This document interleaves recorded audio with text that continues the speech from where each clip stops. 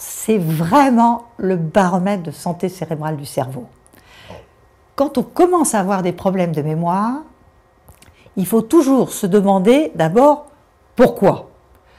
Alors, première question, est-ce que j'ai bien entré l'information que je voulais mémoriser?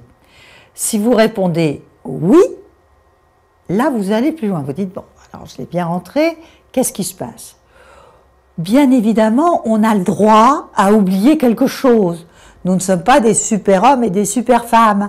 Donc, si c'est une fois, de temps en temps en plus, l'information n'était pas essentielle, il faut arrêter de penser tout de suite à la maladie d'Alzheimer.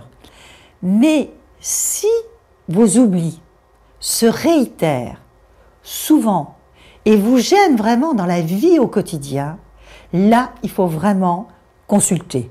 Alors, bien évidemment, vous pouvez très bien avoir ce type de problème de mémoire parce que vous avez un gros problème dans votre famille, vous avez beaucoup d'anxiété, vous avez beaucoup de stress dans votre entreprise, vous avez tout simplement une grande fatigue. Tout cela, ça peut s'arranger, est complètement réversible, mais effectivement, vous pouvez vraiment avoir des problèmes de mémoire réitérés uniquement en fonction de ces perturbations qui sont des perturbations passagères dans votre vie. Si maintenant, vous vous dites non, je ne suis pas extraordinairement fatigué, non, je n'ai pas de problème particulier, non, je n'ai pas de stress particulier, mais vraiment, vous oubliez beaucoup de choses. Véritablement, vous avez des gênes au quotidien, c'est-à-dire que vous êtes obligé de retourner, je ne sais pas moi, 3 fois au supermarché parce que vous avez à chaque fois oublié quelque chose. Vous oubliez pendant toute une semaine la lettre qui est dans votre sac. Mais vous avez plusieurs gags de mémoire dans le moi. Là, véritablement, il vaut mieux consulter et il faut y aller de façon tout à fait détendue car, encore une fois, un problème de mémoire n'est pas forcément un problème dû à une pathologie cérébrale. Si ce genre de détection est fait très précocement, d'une part, on a certains médicaments, même si ce sont des médicaments qui sont incapables aujourd'hui d'enrayer définitivement ce type de maladie, néanmoins, ils peuvent amener peut-être un léger retardement, et en tout cas, ils peuvent vous aider.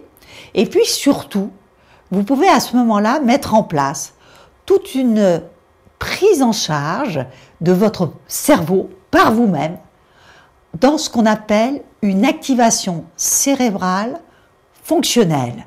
C'est-à-dire que justement, là, il est important de prévoir un programme de stimulation cérébrale dans des activités, dans des neurojeux que vous n'avez pas l'habitude de faire. Car si vous les faites, vous allez aller ouvrir d'autres réseaux neuronaux et vous allez quelque part étendre votre réponse cérébrale. Le cerveau est un organe tout à fait extraordinaire qui, en lui-même, a quelque part sa réponse thérapeutique. À savoir que, pour exemple, si vous connaissez quelqu'un qui a fait une hémiplégie cérébrale, eh bien cette personne peut avoir des problèmes de langage. Cette personne va suivre une rééducation avec une orthophoniste. Et cette personne va, en tout ou en partie, récupérer son langage. Là où il y a eu accident vasculaire, les neurones ont été détruits.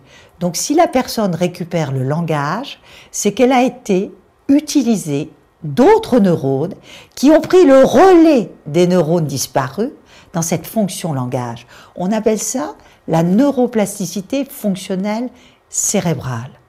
Or, aujourd'hui, les chercheurs comme moi ont montré et ont publié que les gens, en fait, les personnes, en fait, n'utilisent que 50% de ce grand axe routier qu'est notre cerveau. Alors, dans ces cas-là, quand vraiment vous commencez une maladie cérébrale, il ne faut surtout pas se désespérer, mais il faut agir. Il faut agir pour récupérer c'est 50% qui sont à votre disposition et qui vont vous permettre de vivre et de vivre autonome plus longtemps, même avec la maladie. Ça, c'est tout à fait un autre concept. On peut vivre avec ce type de maladie aussi.